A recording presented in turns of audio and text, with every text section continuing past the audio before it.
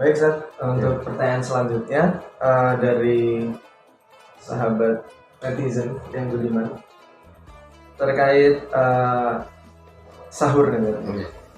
Ada dua pertanyaan. Yang pertama, jika datang waktu imsak, apakah sudah tidak boleh untuk sahur? Atau waktu terakhir itu saat adzan subuh? Ya.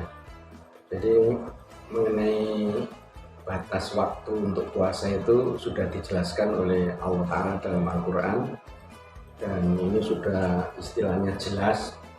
Jadi ayat Al-Quran dalam masalah ini itu istilahnya qat'iyyu tsubut dan qat'iyyu dilalah. Jadi secara validitas otomatis Quran valid, dan secara indikator kebahasaan juga jelas, tidak perlu ditakwil-takwil lagi ya.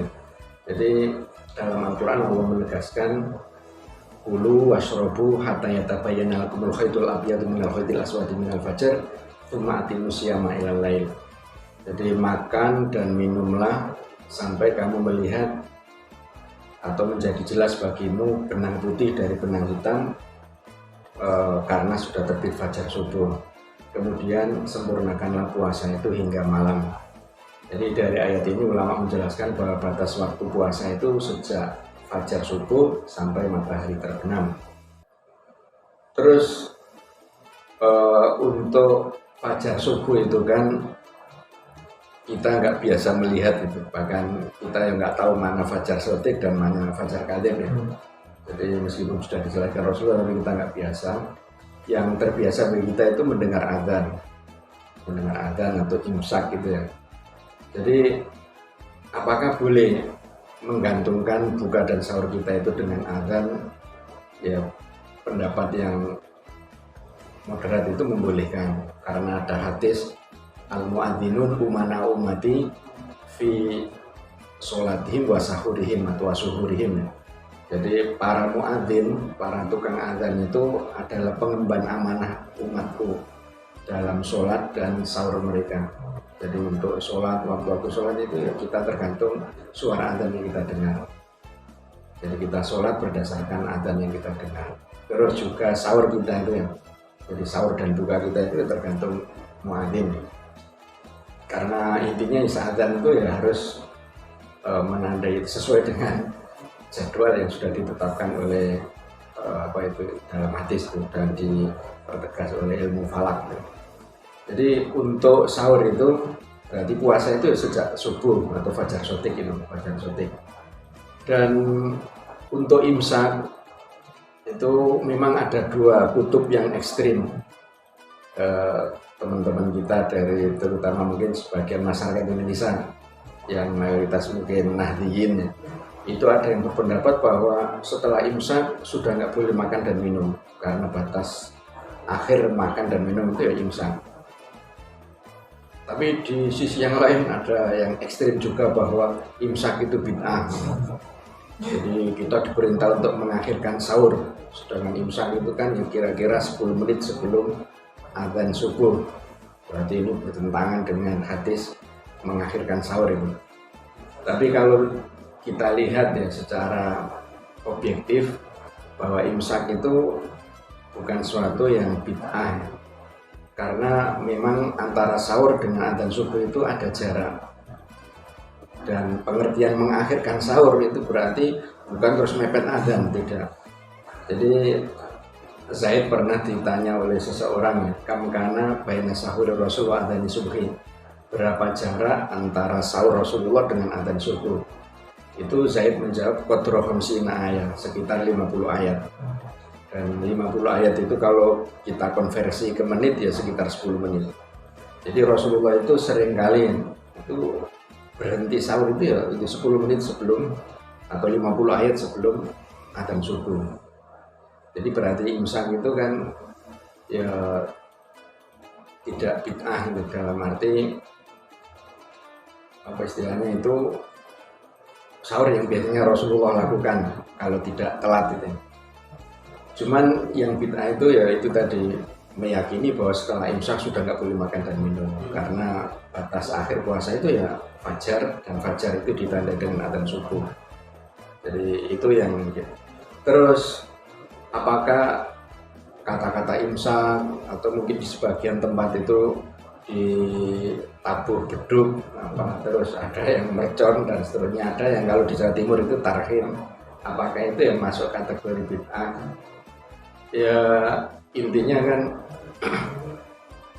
imsak itu kalau berangkat dari semangat untuk mengikuti sunnah Nabi bahwa sahur itu idealnya ya 10 menit sebelum adzan subuh, dan orang yang menyampaikan imsak dan seterusnya itu mengingatkan kita bahwa ini waktu ideal untuk menghentikan sahur.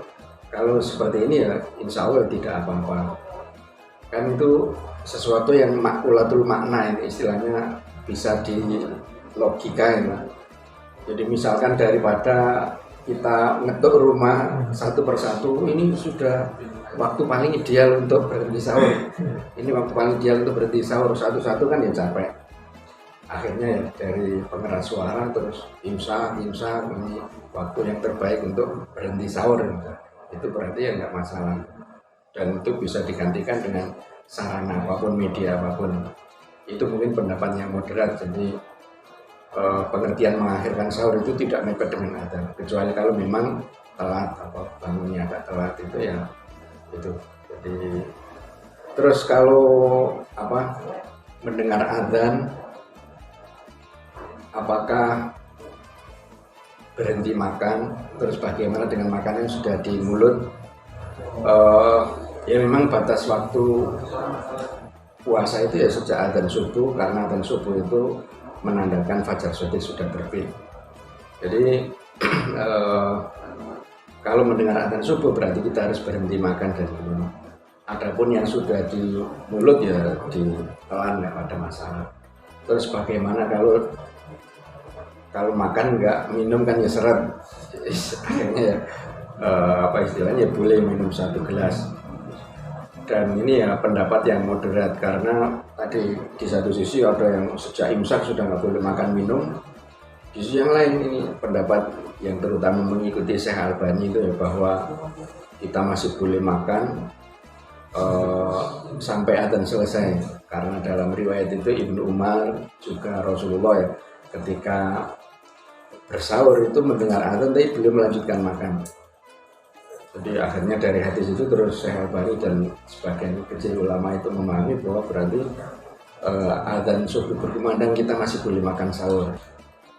Tapi oleh Imam Baihaqi hadis itu dijelaskan ya bahwa yang dimaksud adzan di situ adalah adzan pertama. Jadi bukan adzan subuh. Kalau istilahnya kan, karena ini sesuai dengan ayat tadi bahwa kita harus berhenti makan ketika melihat fajar shadiq gitu. Jadi dan ayat ini sudah jelas maknanya. Ada lagi yang pendapatnya lebih ekstrim, kita boleh makan minum sampai mendengar iqomat, itu yang lebih ekstrim. Ini tuh nanti kalau masyarakat sepakat, jarak antara adzan dan iqomat 1 jam saja, itu kan berarti mengurangi durasi puasa. Jadi intinya itu.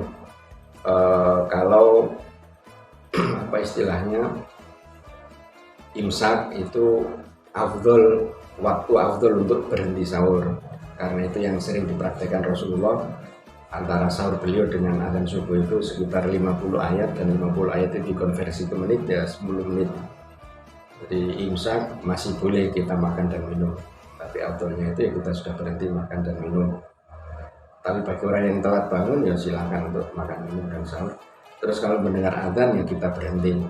Ya mungkin kita akhiri dengan minum air, karena kebutuhan air ya lebih mendesak untuk puasa daripada makan. Itu, dan makanan sudah di mulut ya nggak apa-apa ditelan, karena pengertian membatalkan puasa atau yang membatalkan memasukkan sesuatu, dan ini kan sudah masuk tinggal menelan. Jadi ya nggak apa-apa ya. Jadi intinya ya ditelan, terus mungkin diakhiri dengan minum, terus setelah itu ya kita selesai. Jadi itu pendapat yang moderat seperti itu. Terima kasih.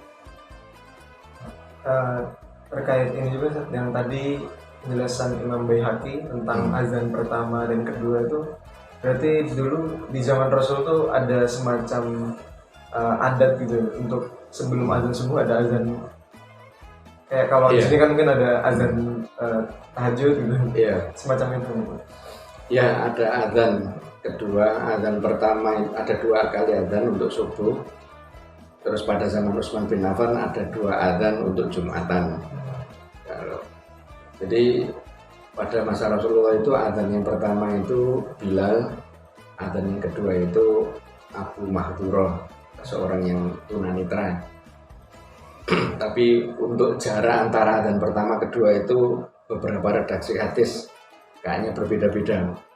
Jadi ada yang difahami dari hadis itu jaraknya sangat dekat. Jadi ila ayan zilda wayar kota. Jadi ya yang satu turun, yang satu naik. Kan Bilal itu biasa kalau azan naik ke rumah istri Rasulullah yang tertinggi. Jadi kan biar suaranya lebih kencang didengar oleh jamaah. Jadi naik. Jadi azannya itu dengan naik terus. Jadi kayaknya difahami dari hadis itu jaraknya dekat, tapi dari riwayat yang lain itu ada jarak yang cukup ya, sekiranya tadi selesai makan dan seterusnya itu, atau yang belum witir ya cukup witir dan seterusnya. Jadi sudah ada azan dan azannya 2 kali. Bilal azan pertama, Abu Mahdurah azan yang kedua. Terus untuk Bilal ketika azan kata Rasulullah itu silakan makan dan minum. Tapi ketika Abu Mahdurah azan ya kita sudah nggak boleh makan dan minum, kita siap-siap berangkat ke masjid untuk sholat subuh. Tapi ada sebagian kecil ulama memahami bahwa azan hendaknya kalian makan dan minum itu seperti Ustadz Abdul Qadir Hasan dari Persis Jawa Timur Bangil ya. Itu menandakan atau mengindikasikan bahwa azan 2 kali itu hanya di Ramadan. Karena ada makan dan minum lah. Tapi sebagian besar ulama memahami bahwa tidak terbatas Ramadan karena para sahabat itu ya puasa itu ya tidak hanya Ramadan. Jadi di luar Ramadan mereka tetap puasa. Sehingga ya tadi azan 2 kali itu tetap dibutuhkan. Dan mungkin pendapat ini yang lebih pas dan sesuai dengan realitas para sahabat yang mereka yang senang puasa di luar bulan Ramadan. Jadi itu ada azan 2 kali. Itu terkait nanti as-sholatu khairun minan naumnya itu di azan pertama atau azan kedua itu terjadi khilaf ya. Kalau mazhab mayoritas ulama itu ya as-sholatu khairun minan naum itu di azan pertama.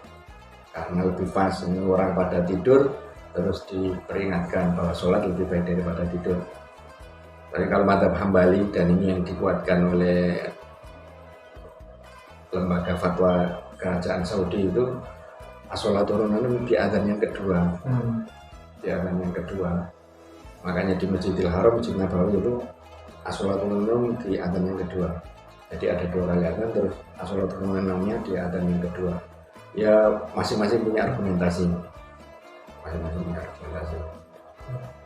Berarti mungkin ya karena para sahabat juga sering berpuasa juga di luar Ramadan. Jadi intinya azan 2 kali tidak hanya Ramadan, tapi di luar Ramadan juga tetap ada azan 2 kali untuk sholat subuh.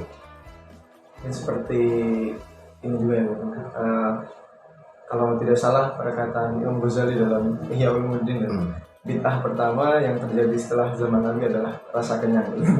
Karena para sahabat juga di luar Ramadan pun juga berpuasa.